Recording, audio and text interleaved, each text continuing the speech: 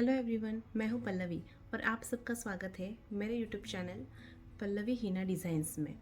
तो आज हम देखेंगे इन्फॉर्मेशन अबाउट मेहंदी। हम आज मेहंदी की जानकारी देखेंगे।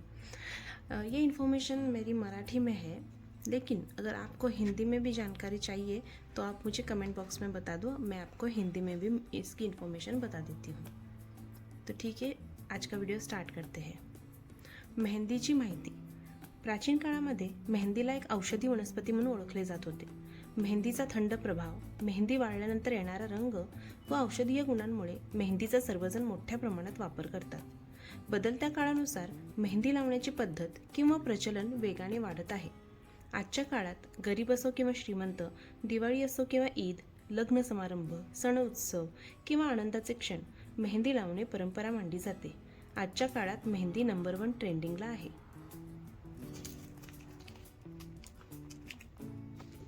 आता पाहूया मेहंदी काय आहे। मेहंदीला हिना असेही म्हटले जाते। मेहंदी एक फूल येणारे झाड आहे। मेहंदीचा वापर त्वचा, केस, नखे, फूल रंगण्यासाठी करतात। मेहंदी एक डाय आहे। मेहंदीपासून रंग मिळतो। मेहंदीचा रंग मेहंदीच्या झाडाच्या पानांपासून मिळतो। वेगवेगळ्या प्रकारच्या डिझाईन्स तयार करण्यासाठी मेहंदीचा उपयोग करतात। 2.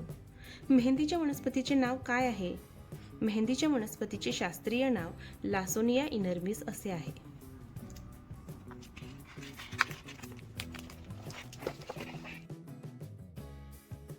मेहंदी कोणत्या कुळाचे रोप आहे? मेहंदी हे लिथेसी या कुळाचे रोप आहे। ही काटेरी झुडुपवर्गीय वनस्पती आहे। मेहंदीची उत्पत्ती कोणत्या शतकात झाली? भारतात मेहंदीची उत्पत्ती 12व्या शतकात मुघल सम्राटाच्या आगमनासोबत झाली। कोण चालवताना कोणत्या 3 गोष्टींवर लक्ष देणे गरजेचे आहे? 1. दाब म्हणजेच प्रेशर, 2. गती म्हणजेच स्पीड, 3. हालचाल म्हणजेच मूवमेंट। या 3 गोष्टींवर कोण चालवताना लक्ष देणे गरजेचे आहे। मंडाला कोणत्या राज्याची लोककला आहे? मंडाला राजस्थानची लोककला आहे। मेहंदीचा रंग लाल का होतो? मेहंदीला जेव्हा बारीक केले जाते तेव्हा त्यात ग्लुटेन रंगद्रव्य अधिक प्रमाणात असते। तेव्हा त्यातून लासोन नावाचा प्राकृतिक रंगद्रव्य तयार होतो। हे नैसर्गिक रंगद्रव्य जेव्हा आपल्या त्वचेत असणाऱ्या केरॅटिन प्रोटीनच्या संपर्कात येते तेव्हा त्यातून लाल रंग निर्माण होतो। केरॅटिन प्रोटीन एक्सोस्केलेटन म्हणजेच आपल्या त्वचा, केस, नखे आणि पांढऱ्या तंतूंमध्ये आढळतो। कोण पकडण्यापासून चालवण्यापर्यंत कोणत्या गोष्टी लक्षात ठेवाव्यात? कोण आपल्या बोट व अंगठ्यामध्ये पकडावा व अंदाजानुसार थोडी थोडी मेहंदी सोडावी। अंगठ्याचा वापर करून मेहंदी काढावी। लाईन काढताना कोणाचे टोक हवेतच ठेवून दाब देत लाईन काढावी। मेहंदी डिझाईन किती प्रकारच्या आहेत? मेहंदी डिझाईन 5 प्रकारच्या आहेत। अरेबिक किंवा Arabian mehndi, mandala design, rose mehndi design, traditional mehndi design, bridal mehndi design. Pressure काय आहे आणि किती प्रकारचे असतात? कोण चालवताना कोणामध्ये जो दाब दिला जातो त्याला प्रेशर असे म्हणतात।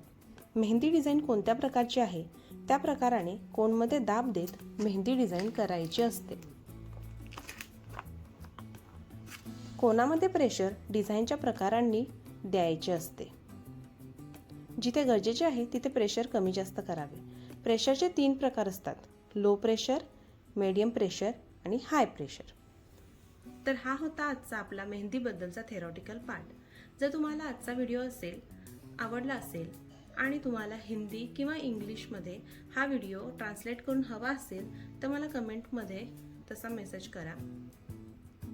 जर तुम्हाला आणखीन मेहंदीबद्दल माहिती हवी असेल, तुम्ही पण मेहंदी शिकत असाल, मेहंदीची आवड असेल तर माझ्या चॅनेलला सबस्क्राईब करायला विसरू नका। Thank you so much guys.